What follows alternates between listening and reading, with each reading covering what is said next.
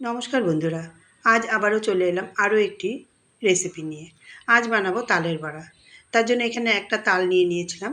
সেই তালটাকে ভালোভাবে খোসা ছাড়িয়ে চটকে রস বের করে নিয়ে সেই রসটাকে ছেঁকে 1 ঘন্টার জন্য একটা ধোয়া কাপড়ের মধ্যে পুঁটুলি বেঁধে ঝুলিয়ে রেখেছিলাম, যাতে তালের মধ্যে যে তিতা জলটা থাকে সেই জলটা বের হয়ে যায়।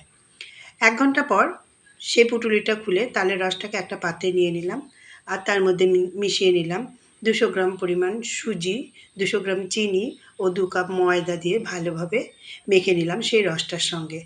ও হ্যাঁ, তার সঙ্গে আরও দিয়ে দিলাম 2টো কলা।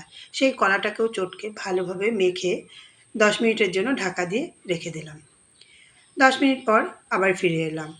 গ্যাসে কড়াই বসিয়ে তার মধ্যে দিয়ে দিলাম বেশ খানিকটা পরিমাণ সাদা তেল, আর সেই তেলের মধ্যেই দিয়ে দিলাম সেই যে তালের গোলাটা বানিয়ে রেখেছিলাম, তার মধ্যে থেকে অল্প অল্প করে দিয়ে বড়াগুলোকে তেলের মধ্যে দিয়ে লাল লাল করে এপাশ ওপাশ উল্টে ভেজে নামিয়ে নিয়েছি। তবে এই বড়াগুলো মিডিয়াম আঁচে বানাতে হবে। যদি আঁচটা বেশি হয় তবে ওপর থেকে ভাজা হয়ে যাবে, ভেতরের দিকটা কাঁচাই থেকে যাবে। এভাবেই অল্প অল্প করে বানিয়ে নেব তালের বড়াগুলো। এটি গরম গরম খেতে ভালোই লাগে।